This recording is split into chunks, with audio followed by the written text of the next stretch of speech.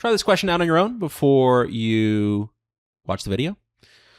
So here, looking at the choices, we've got a bunch of pronouns. So we're thinking of pronoun agreement. So we need to figure out as we read this, what is the antecedent? What is the noun that the pronoun is standing in for? Is that antecedent singular or plural? And that will go a long way to helping us eliminate choices and maybe even get the answer.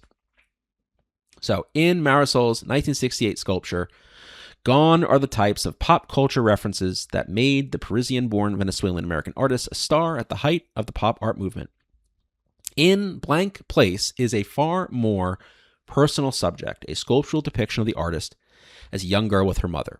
So we need to determine what is the antecedent. What is the noun that this pronoun, it's or there or whatever, is standing in for, is representing?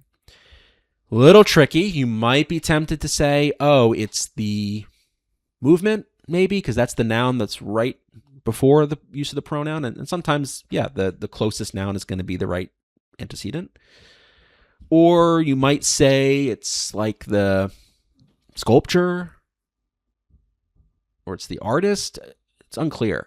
But it's actually quite clear when we look at the full context, because it says in blank place. So whatever it is, or they are, this sculptural depiction of the artist is taking the place of that thing. When we look at the previous sentence, look what it says. In this sculpture, gone are these things. These things are gone. These things, in fact, you might say, have been replaced by a new idea or a new theme for the sculpture, which is described after the colon in the second sentence. So what has been replaced? It's these types of pop cultural references, which are plural.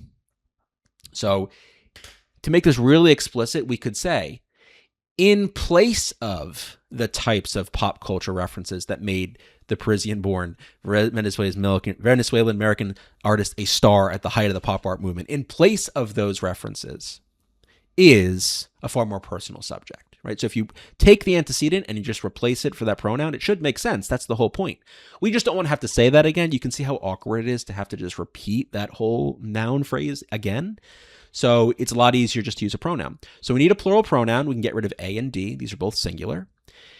Choice B is short for they are. In they are place doesn't make sense. So it's got to be choice C.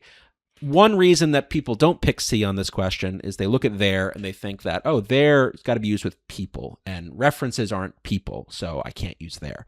You can absolutely use there with any plural noun, right? It doesn't have to be just people. So we're referring to references. We can refer to them as they. The references are funny. They were written 10 years ago. Like, that's fine. We're talking about the references. They, or in this case, there, is appropriate because it's a plural pronoun. So it's got to be choice C.